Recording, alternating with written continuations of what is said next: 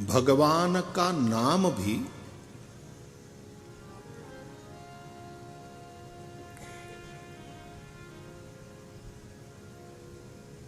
चार प्रकार से भक्त के जीवन में भूमिका का निर्वहन करता है। नाम की पहली भूमिका, यानी नाम तो वही है, हमारी भूमिका के अनुसार नाम जिस रूप में काम करता है उसकी चर्चा कर रहा हूं। पहली भूमिका, नाम औषधि है।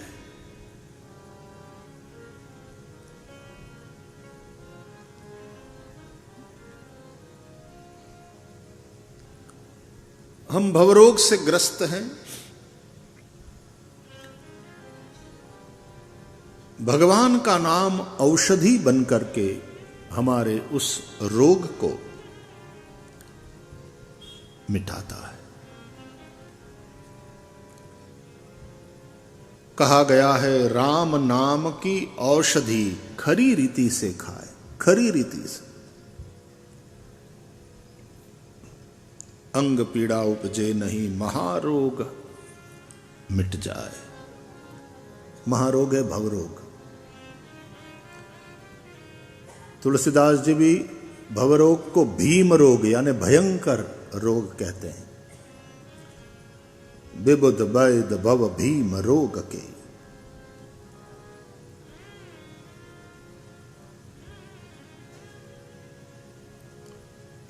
अच्छा, आप नाम ले लो या भगवान की कथा ले लो, दोनों के साथ ये बात लागू होती है। पहले वो औषधि का काम करती है। राजा परीक्षित भी भगवत कथा को भवौषधात् श्रोत्र मनोभिरामात् कह करके भवरोग को मिटाने वाली यह औषधि है। अच्छा, औषधि कड़वी भी होती है, लेना पड़े अतः लेते तो हैं, लेकिन उसका आनंद नहीं ले पाते। कड़वी दवा पिया, बड़ा मजा आ गया, ऐसा कोई बोलता है क्या? नाम संकीर्तन में बहुत उछले गाए, प्रभु के नाम में पागल होकर के नाचे, बड़ा आनंद आया, ये तो आप कहोगे। इसका कारण क्या है कि नाम मधुर है, मधुर मधुर नाम सीताराम सीताराम। भगवान की कथा श्रोत्र मनोभिरामात्, कान को और मन को आनंद देने वाली। महाराज परीक्षित कहते हैं यह कथा कड़वी नहीं, मीठी है। मुंह से पीने की नहीं, कान से पीने की यह दवाई है। और इसके देने वाले वैद शुकदेव जी के समान निवृत्त तरशैहि उपगीयमानात्, निवृत्त तृष्ण वैदों के द्वारा दी गई ये औषधि है, जिनको कौपिन का भी भान नहीं है, जिनको अपने लिए कुछ भी नहीं चाहिए, और फिर भी करुणा से भरे हैं,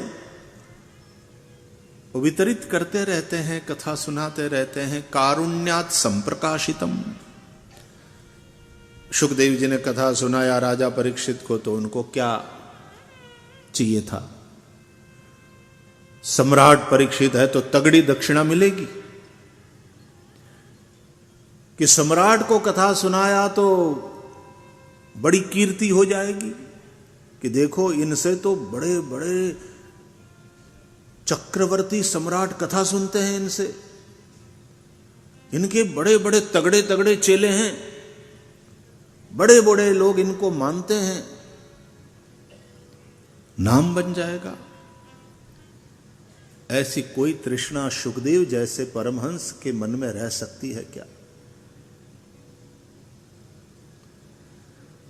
निवृत्त तरशैहि उपगीयमानात्। शुकदेव जी हों, सनत कुमार हों, निवृत्त तृष्ण है ये सब महात्मा। सुखदेव जी ने कथा सुनाया राजा परीक्षित को, उसका एक ही कारण है। और केवल परीक्षित ही नहीं बैठे हैं, अन्यान्य ऋषि भी बैठे हैं, दूसरे संसारी संसारिणाम करुणयाः पुराण गुह्यम तम व्यास सूनुमुपयामि गुरुम मुनीनाम। श्रीमद् भागवत में सुखदेव जी की वंदना में यह श्लोक है। देखो यहां से जो बात कही जाएगी भागवत के अनुसार, भागवत मान्य बात ही कही जाएगी। जो कहा जाएगा उसका कहीं ना कहीं श्रीमद् भागवत के साथ कनेक्शन, या तो उस बात को श्रीमद् भागवत जी का समर्थन होगा। और जब हम यहां बैठते हैं तो मां सरस्वती को ये प्रार्थना करते हैं कि कोई ऐसी बात मुंह से न निकले जो व्यास जी को मान्य न हो। ये व्यासपीठ है, व्यास जी को मान्य न हो कि अरे मेरी पीठ पर बैठ करके ये कैसी बात बोल दी, मैं स्वयं इसके साथ सहमत नहीं हूं।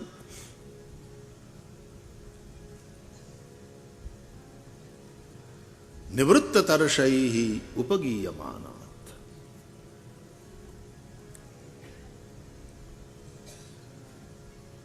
तो सुखदेव जी ने इसलिए सुनाया कि करुणा उमड़ आई।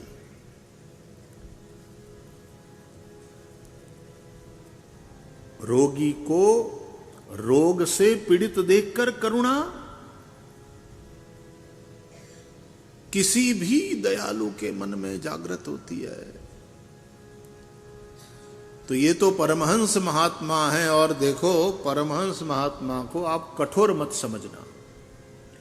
ऊपर ऊपर से भले ही उनका व्यवहार कठोर सा मालूम पड़े, लेकिन वो नारियल के फल की तरह होते हैं, श्रीफल, ऊपर से कठोर, थोड़ा और अंदर जाओ तो जो कोपरा है नरम, थोड़ा और अंदर जाओ तो बिल्कुल पानी।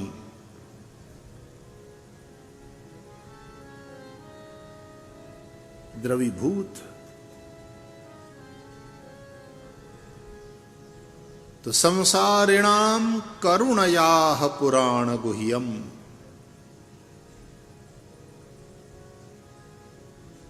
रोगी को रोगग्रस्त देख करके इन महात्माओं को भीतर करुणा जागृत हो गई। और देखो हमारे यहां सदगुरु को वैद कहा गया। सदगुरु वैद बचन विश्वासा।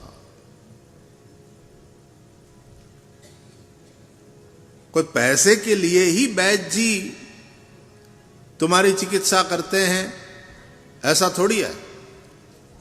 हां, जो निवृत्त तृष्ण न हो, जो धन का लोभी लालची हो, उनकी बात अलग।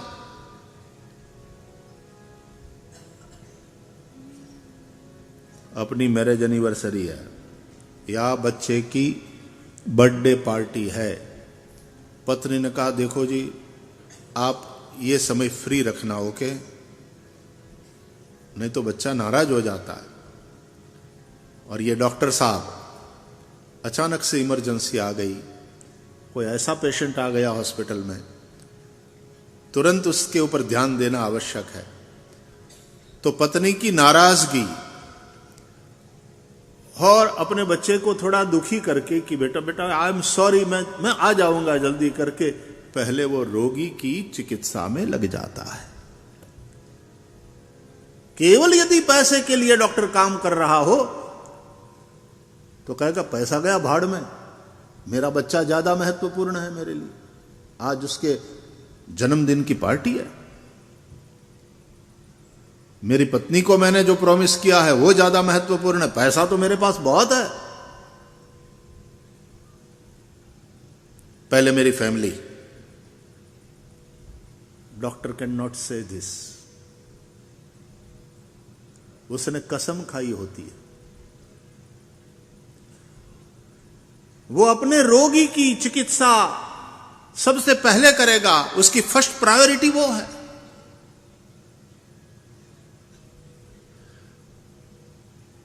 देश की सेवा में लगा हुआ राजा ज्यादा शोकग्रस्त होकर समय पास भी नहीं कर सकता। युधिष्ठिर राजा बने जब हस्तिनापुर के, राज तिलक हुआ और उसके बाद पितामह भीष्म उन्होंने देह त्याग किया। भागवत में स्पष्ट लिखा है, पितामह भीष्म की उत्तर क्रिया करवाया, युधिष्ठिरः कारयित्वा मुहूर्तम दुःखितो भवत्। उत्तर क्रिया करवाया, राजा विष्णु रूप है, अतः करवाया, और मुहूर्तम दुःखितो भवत्। राजा के भी हार्ट तो है ना, तो दुख तो होगा ही कि पितामह का शिरछत्र खोया। लेकिन एक मुहूर्त के लिए शोक हुआ, फिर काम पे लग गए। राजा को लंबा सूतक नहीं लगता, शास्त्रों में ये कथन है। स्वाभाविक स्मरण होगा, हमारे आदरणीय प्रधानमंत्री जी भी माता जी की उत्तर क्रिया, वो सब दाह क्रिया करके फिर तुरंत देश की सेवा के कार्य में लग गए।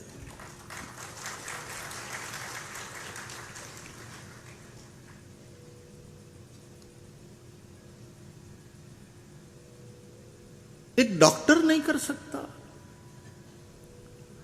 हमने ऐसी मिसालें देखी है कि यहां पिता की मृत्यु हो गई है, फोन आया है और वहां कोई इमरजेंसी केस आया,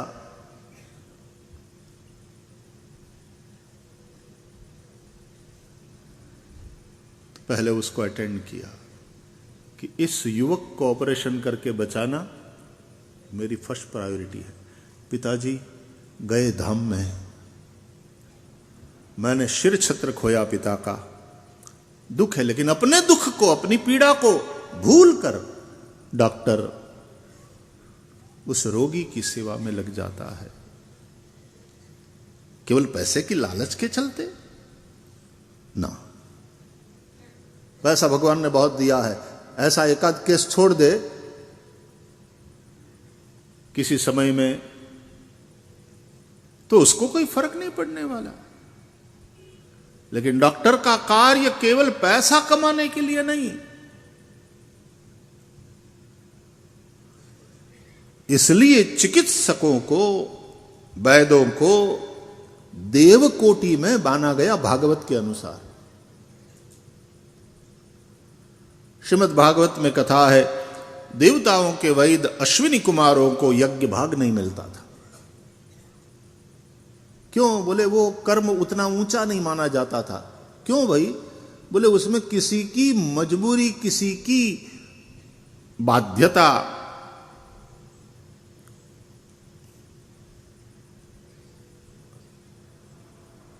के चलते पैसा कमाना है। नहीं तो क्यों कोई जाएगा वैद्य के पास अस्पताल में? आज तो घूमने गए थे अस्पताल में, ऐसा थोड़ी कोई कहता है। हाँ, किसी संबंधी को देखने चले गए, स्वजन को देखने चले गए क्योंकि वो हॉस्पिटलाइज्ड है, या तो कोई सेवा के भाव से फल बांटने चले गए, सैर करने जाता है क्या कोई हॉस्पिटल? वहां जो भी जाएगा करुणा के चलते ही जाएगा। अस्पताल चलाने वाले करुणा के चलते चलावे, बिजनेस के हिसाब से नहीं। वहां चिकित्सक जो है वो करुणा के चलते चिकित्सा करे, और वहां सेवा के भाव से जो जाए वो भी करुणा के मारे जाते हैं। इसलिए हॉस्पिटल को मैं करुणा मंदिर कहता हूं।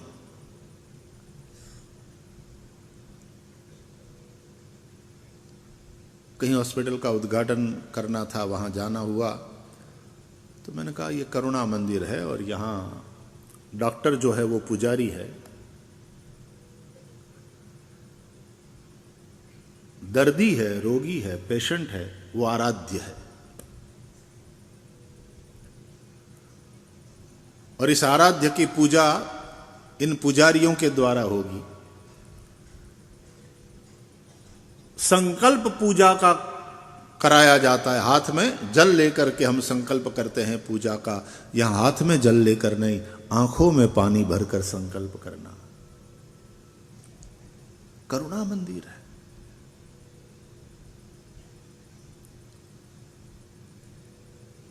ये करुणा, ये प्रेम,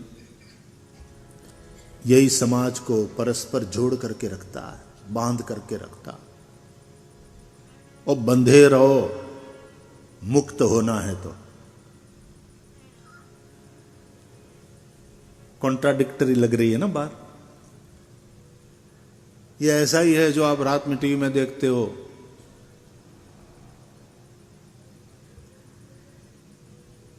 यदि चैन से सोना चाहते हो तो जागते रहो।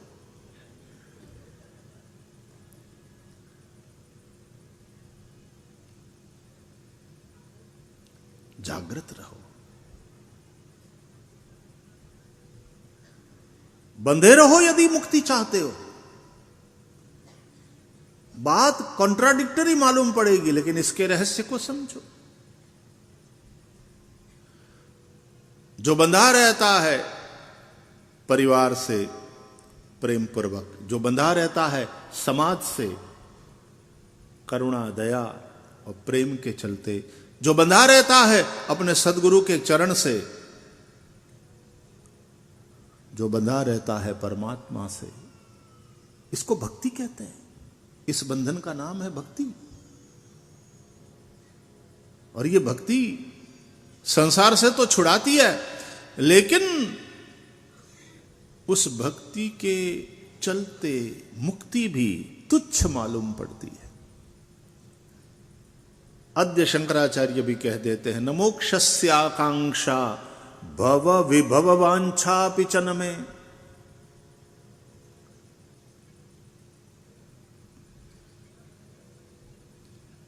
ट्रेन जा रही थी, कंपार्टमेंट खचाखच भरा हुआ था, चलने की क्या हिलने की जगह नहीं थी। डिब्बा पूरा पैसेंजर से भरा हुआ था। गर्मी के दिन थे।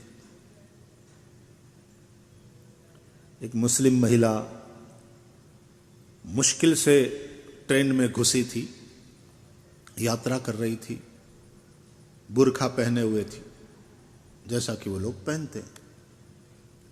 2 बच्चे थे साथ में, सामान की एक थैली थी। एक बच्चा 2-2.5 साल का, उसको उठाए हुए थी वो महिला। दूसरी 5-6 साल की बच्ची। गर्मी हो रही थी, बच्चा रो रहा था। वो महिला अपने बच्चे को संभालती, उस बच्ची को संभालती, अपने सामान को संभालती। 2-2.5 घंटा खड़े खड़े यात्रा करी। लोग जो बैठे थे देख रहे थे। अब वो बच्ची 5-6 साल की रोती हुई कि अम्मी मेरे से खड़ा नहीं रहा जाता, मुझे बैठना है। और वो बेचारी समझाती कि बेटे अभी गांव आ जाएगा मामू जान का, हम उतर जाएंगे, पहुंच जाएंगे, अभी थोड़ी देर और खड़े रहो। बच्ची रोए जा रही थी, रोए जा रही थी। वो बच्चा वो भी रोया जा रहा। महिला की आंख में आंसू आ गए। सब लोग देख रहे थे। तो फिर उस महिला ने अपनी रोती हुई बच्ची से कहा कि बेटे मेरे से खड़ा नहीं रहा जाता, मुझे बैठना, छोड़ो ये सब, यात्रा इसी तरह से करना होगा। क्योंकि इस यात्रा में हम सफर तो बहुत है बेटे, हम दर्द कोई नहीं है।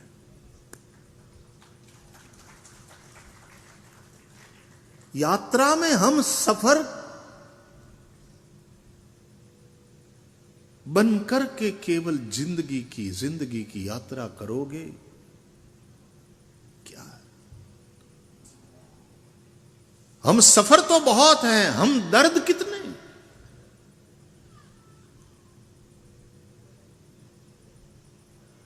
क्या किसी दूसरे की पीड़ा को देखकर तुम्हारे दिल में पीड़ा होती है? क्या किसी की तकलीफ को देखकर तुम व्यथित हो जाते हो? क्या तुम्हारे पास सामर्थ्य है तो किसी असहाय की सहायता करते हो? यदि ये करुणा, ये प्रेम, ये दया है तो तुम जुड़े हुए हो।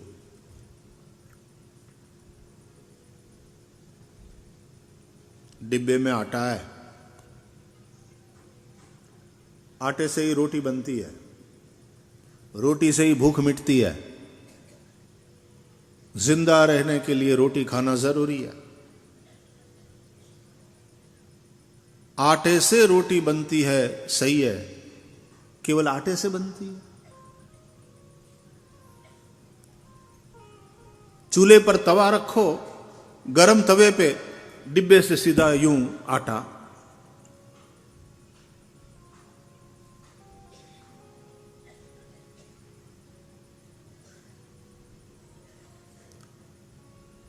जल जाएगा आटा, धुआं उठेगा, तवा भी खराब होगा, रोटी ना बनेगी।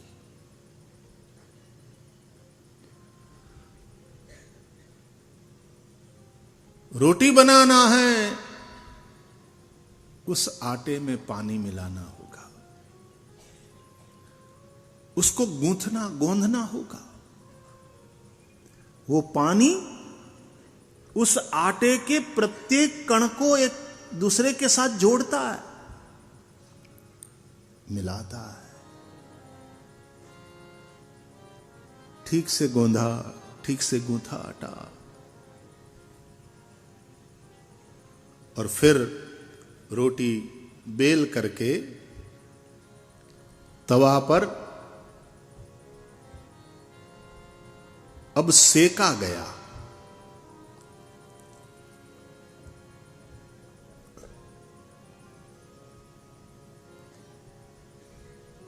जुड़े रहो। जो जुड़ा है वो जोगी है। जो जुड़ा है, सबको खिलाकर खाता है, वो जोगी है। जिसको कुछ नहीं पड़ी है समाज की, अरे अपने परिवार की भी कुछ नहीं पड़ी, सृष्टि की, मां प्रकृति का इतना नुकसान हो रहा है, कुछ भी नहीं सरोकार है जिसका, बस अपने केवल अपना पेट भरो, खाओ पियो, मजा करो, ये भोगी है। और श्री कृष्ण ने भगवत गीता में कहा, इस तरह से स्वार्थमय जीवन जीने वाला, केवल अपना पेट भरने वाला पापी है। भुंजते ते त्वघम पापा ये पचन्त्यात्म कारणात्। और जो जुड़ा हुआ है वो जोगी है, जो युक्त है, योगी।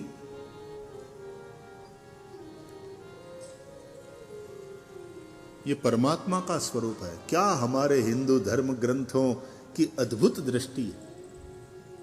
हमारा परमात्मा कोई सातवें आसमान में बैठा नहीं रहता।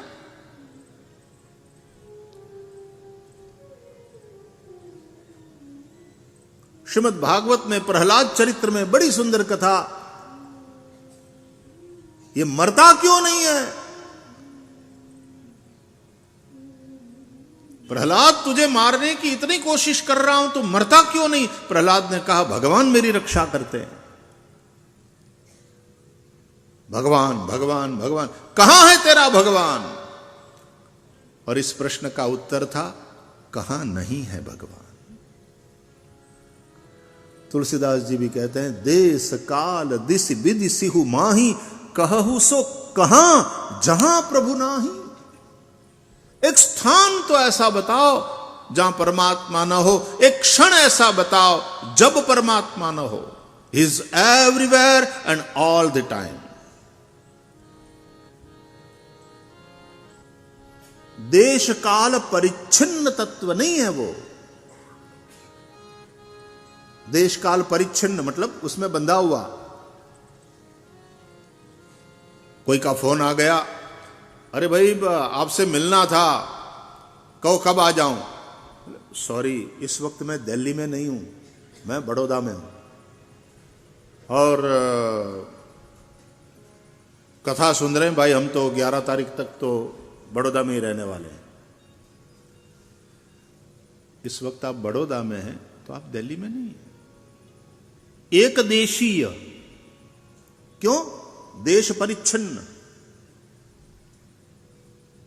उसकी सीमाओं में बंधे हुए। काल परिच्छिन्न किसको कहते हैं? कि आदमी आज है कल नहीं है। बोले आपके पिताजी को मेरा प्रणाम बोलना। हाँ, अरे पिताजी तो अब नहीं रहे, 2 महीने पहले उनका शरीर शांत हो गया। आज है कल नहीं, यहां है वहां नहीं। ये हुई देश काल परिच्छिन्नता। परमात्मा देश काल परिच्छिन्न नहीं है। वो यहां है तो वहां नहीं है, ऐसा नहीं होता। इस वक्त वृंदावन में है तो अयोध्या में नहीं है, ऐसा नहीं होता। पूज्य डोंगरे महाराज कहते थे, परमात्मा व्यापक है, व्यापक को खोजने की जरूरत नहीं है, जानने की जरूरत है। व्यापक को कहां खोजोगे?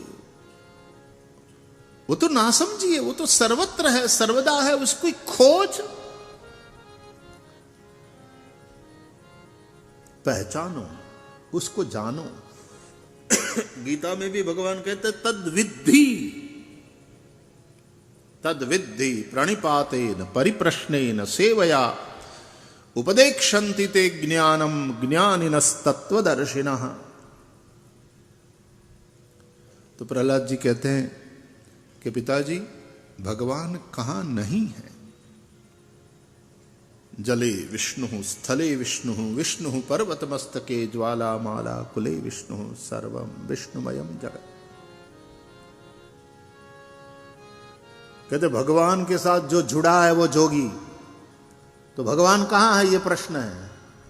उत्तर में भगवान कहां नहीं है। हरि व्यापक सर्वत्र समाना। गाइए, गुनगुनाइए।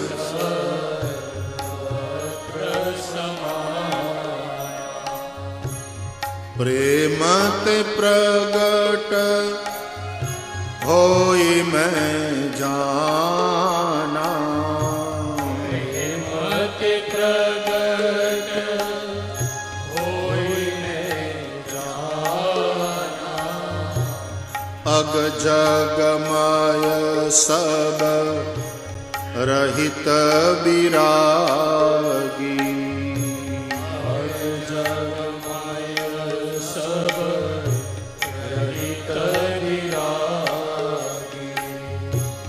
प्रेम ते प्रभु प्रगटे जिमी आगी। प्रेम ते प्रभु प्रगटे जिमी आगी। हरि व्यापक सर्वत्र समाना।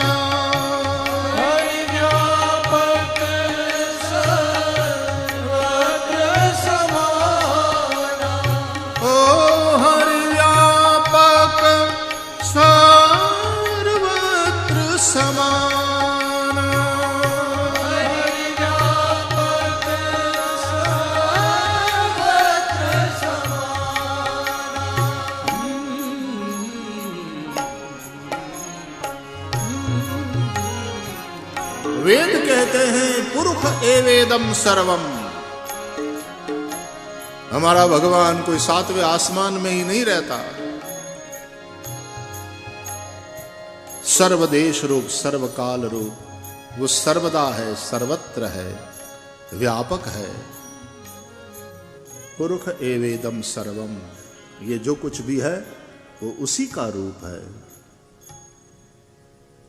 योगी बनना है तो समष्टि रूप परमात्मा से जुड़े रहो। अकेले खाओगे, अपना पेट भरोगे, भोगी हो। कहते हैं कृष्ण वो पाप खाता है जो अकेला खाता है। याद रहे, हमारी तिजोरी में, हमारी जेब में आने वाला प्रत्येक रुपया किसी दूसरे की जेब से आता है। जो हम व्यवसाय करते हैं, धंधा करते हैं, किसी दूसरे की जेब से आता है। मैं समाज से कमा रहा हूं तो मेरे पास समझ ये होनी चाहिए। देखो, समझ से समाज बनता है। समझ बिगड़ेगी तो समाज बिगड़ेगा। ये कथा क्यों है? समझ को ठीक करने के लिए। ये जो भौतिकता, उपभोक्तावाद बढ़ा है, समझ को ठीक करने की आवश्यकता है। कथाओं का आयोजन इन्वेस्टमेंट है। We are investing our time, money and energy. We are not wasting. लोग कहते हैं इस प्रकार के आयोजनों में बेकार के पैसे खर्च होते हैं और फिर इससे इन्फ्लेशन बढ़ता है। रियली? मैं भी गलती से कॉमर्स कॉलेज में कॉमर्स और इकोनॉमिक्स का थोड़ा अभ्यास करके चला आया हूं। ऐसा तो नहीं सिखाया गया कि इस प्रकार के आयोजनों के द्वारा इन्फ्लेशन बढ़ता है। बोले बढ़ता है बिकॉज ऑल दिस ये जो सब कार्यक्रम है, प्रोग्राम्स है, this all are unproductive expenditure. Really? बोले due to these types of unproductive expenditure inflation rate goes up. महंगाई बढ़ती है इससे।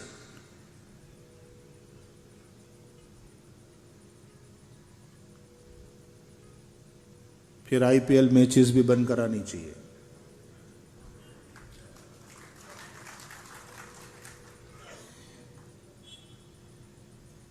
बिना कथा सुने भी लोग जिंदा रह सकते हैं, बिना क्रिकेट खेले भी लोग जिंदा रह सकते हैं। सिनेमा विनेमा सब बंद। जिंदा रहने के लिए सिनेमा देखना जरूरी है क्या? मैं कहूंगा वो भी जरूरी है। क्रिकेट भी जरूरी है, एंटरटेनमेंट जरूरी है, कथा भी बहुत जरूरी है। श्रीमद् भागवत की कथा के अनुसार राजा पृथु, स्वयं भगवान पृथु बनकर के आए हैं। राजा का धर्म क्या, संसार को समझाने, और स्वयं भगवान पृथु ने राजा के रूप में सत्संग सभाओं का आयोजन किया है। सनत कुमार जैसे परमहंसों को बुलाकर अपनी प्रजा को उपदेश दिलवाया है। क्रिकेट भी जरूरी है, नाटक सिनेमा का भी आनंद लो, नो प्रॉब्लम, लेकिन सत्संग अत्यंत आवश्यक है। एक घड़ी, आधी घड़ी, आधी में पुनियाद। लोग कहते हैं लेकिन क्यों? इसलिए कि मोबाइल फोन चार्ज करना आवश्यक है।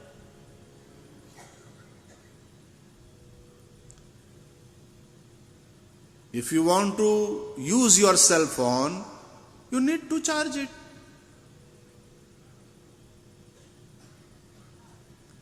कथा है, पूजा है, ध्यान है, ये सब हमारी बैटरी को चार्ज करने के लिए।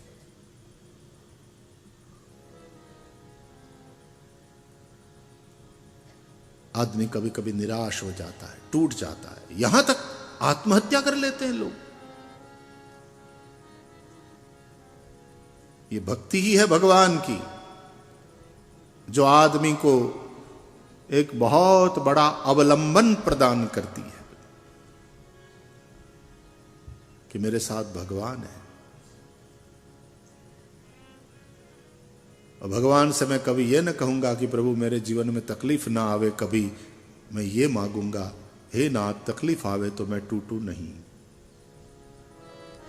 मैं कमजोर बनूं नहीं, तू मेरे साथ है सतत, मैं ये फील करूं, मैं अनुभव करूं और मैं उन समस्याओं से लड़ूं।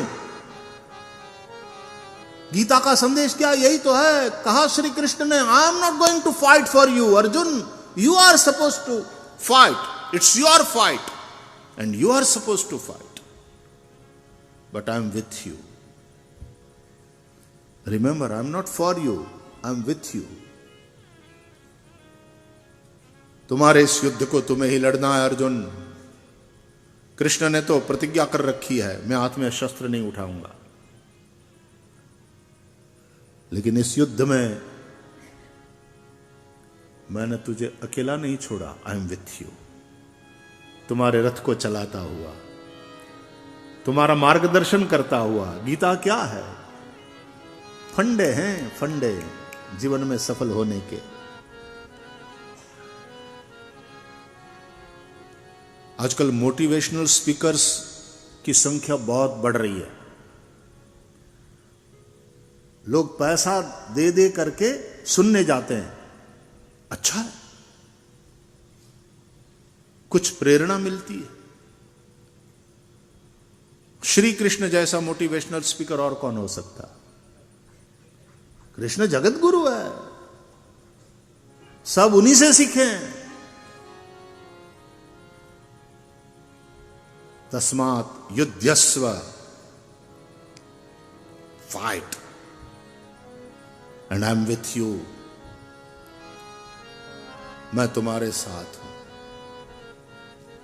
प्रभु तमे छो मारा जीवन रथ ना सारथी, तमे छो मारा जीवन रथ ना सारथी। कृष्ण तमे छो मारा जीवन रथ ना सारथी। कृष्ण तमे छो मारा जीवन रथ ना सारथी। ज्ञान गीता उपदेशी मुझने, ज्ञान गीता उपदेशी मुझे, ज्ञान गीता उपदेशी मुझने। ज्ञान गीता उपदेशी मुझे, प्रभु बनाव जो परमारथी, मारा जीवन रखना सारथी। प्रभु तमे छो मारा जीवन रथ ना सारथी। ओ कृष्ण तमे छो मारा जीवन रथ ना सारथी। कृष्ण तमे छो मारा जीवन रथ ना सारथी।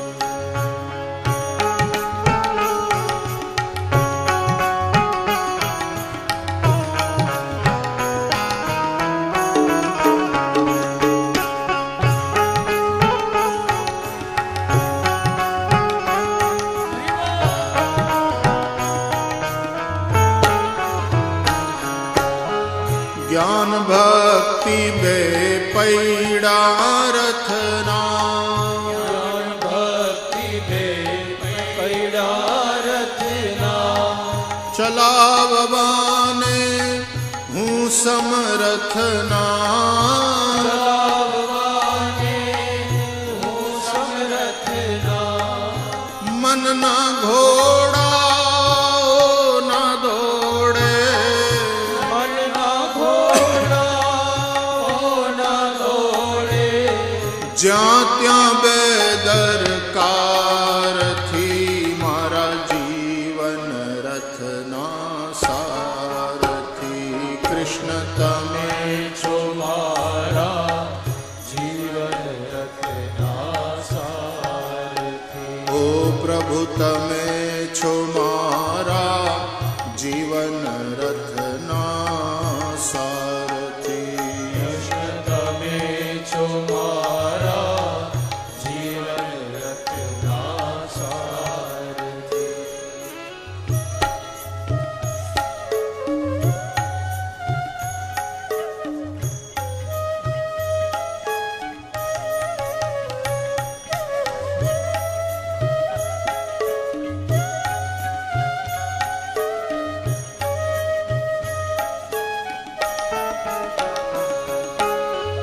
મારું તારું મનથી મૂકું मामका पांडवाश्चैव इसी से तो कुरुक्षेत्र हुआ। ये जो भेद है भक्ति के रो पंथ न चूकू भक्ति के रो पंथ न चूकू मनडू मारू कदी न विसरे मनडू मारू कदी न विसरे आ दुनिया छे स्वार्थी मारा जीवन रथना सारथी प्रभु तमे छो मारा जीवन रथना सारथी ओ कृष्ण तमे छो मारा जीवन रथना सारथी कृष्ण तमे छो मारा जीवन रथना सारथी सुर नर मुनि सब की यही रीति कि स्वार्थ लागी करे सब प्रीति। तो दुनिया स्वार्थी है ऐसा समझकर दुनिया से नफरत करना ना, इसका तात्पर्य यह है कि ये ऐसी है, जो जैसा है उसको वैसा स्वीकार किया जाए, ये प्रेम है। The love should be unconditional, जो जैसा है उसको वैसा स्वीकार किया जाए। उपनिषद भी कहते हैं नवारे पति ही कामाय पति ही प्रियो भवति, आत्मनस्तु कामाय पति ही प्रियो भवति। नवारे पत्न्युः कामाय पत्नी प्रिया भवति, आत्मनस्तु कामाय पत्नी प्रिया भवति। नवारे सर्वस्य कामाय सर्वं प्रियं भवति, आत्मनस्तु कामाय सर्वं प्रियं भवति।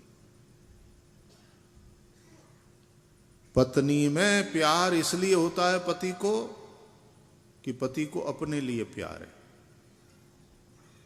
पति की मांग पत्नी से पूरी होती है। जब तक पत्नी से पति को सुख मिल रहा है तब तक पत्नी प्यारी है।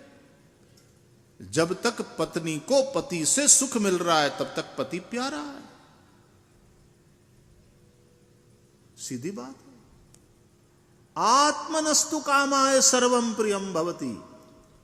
तो संसार स्वार्थी है, यहां तो सब स्वार्थी है, सब ऐसे ही है। हाँ है, तो छोड़ के चला जाएगा। इसको छोड़ देगा तो धंधा चलेगा, छोड़ के जाएगा तो कहां जाएगा? वहां भी तो कपड़ा चाहिए होगा, मम चाहिए होगा, रहने के लिए कुटिया चाहिए होगी। वो बिना समाज के कहां से आएगा, कैसे मिलेगा?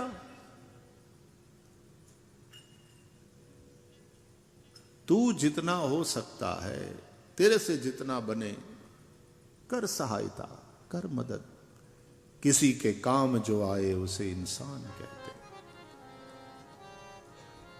वो ऐसा है, जैसा है वैसा है। लेकिन प्रेम क्या है? जो जैसा है उसको वैसा स्वीकार करके उसको चाहना।